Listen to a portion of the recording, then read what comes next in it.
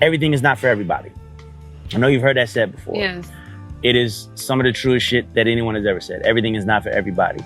Okay? Society tells you that you're supposed to be with one person. You get married and y'all supposed to be together forever. I am not shitting on marriage. I am not shitting on anyone who has figured out how to make that thing work for them. Mm-hmm. Again, everything's not for everybody. Monogamy's for you. Mm-hmm. It's not for me. I realize this. I know this now. And it's like a weight lifted off my shoulders. I realized I spent so much time lying and trying to be somebody that I wasn't for the sake of somebody else. Mm-hmm. Complete and utter time wasted when I could have just been exactly who I am, said exactly what I want, exactly how I'm rocking, exactly how I'm not, and then waited for those people to gravitate to me. Because that's my reality now. That's my reality now. I don't have to lie anymore.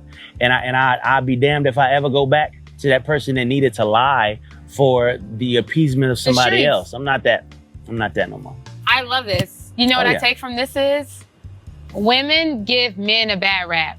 You either allow what you allow or you don't. And I take from what you said is honesty. You want to show up in every relationship you're in as honest. If I'm not on this dumb shit, I'm not fucking on it. If I'm rocking with it, then I'm rocking with it. And I think that is the story that most people need to apply to their life. I agree. I won't say women completely give men a bad rap. We earn it a lot of the time. Some of y'all earn, but a lot of it is we have to take the responsibility. The reality is this: you're either going to be unapologetically who you are, or you're going to spend a whole lot of time lying, trying to be somebody that you're not. I spent a lot of time lying, trying to be somebody that I was not. And now that I realize who I am, it's like all of my relationships have improved from friendships on down to my ex-wife. Like we're actually at a place where we can call each other friend again, because now this is me. This is who I am. Love it or leave it alone. I was inspired by you. I seriously was. It's like a lot of the world, we're just operating through life because we are concerned what everybody had to say. I thought you moving in the world how you move was inspiring to be like, I do what the fuck I want. That's it. Okay, I am still stuck on the fact that this young lady said that women give men a bad rep. Excuse me? No. Excuse me? Let's just hold back just a little bit. So Neyo comes out and said that, hey, look, he is no longer wanting to pretend to be monogamous. He believes in polygamy, which is perfectly fine, to each his own. And somehow women get blamed for that? How do women get blamed for that? Neyo is the one that chose to live in a false reality. Neyo was the one that chose to tell lies. You know what I mean? Maybe if he would have been straight up from the beginning, he would have been able to find the woman that would be okay being in a polygamous relationship.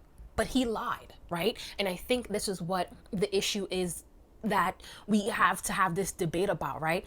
It's not about women not wanting to be a part of a polygamous relationship or not wanting you to be who you are authentically. Women want the right to choose. So if you are straightforward with us from the very beginning and say, hey, look, shorty, this is what it is. I don't want to be tied down to one person. I want multiple women. I want to date multiple women. Then you give that woman to knowingly enter into something that she knows is going to be a polygamous relationship. What isn't right is when you sign up for monogamy and then you're lying, and then there's that deceit and there's the deception and all of that other stuff that brings heartache.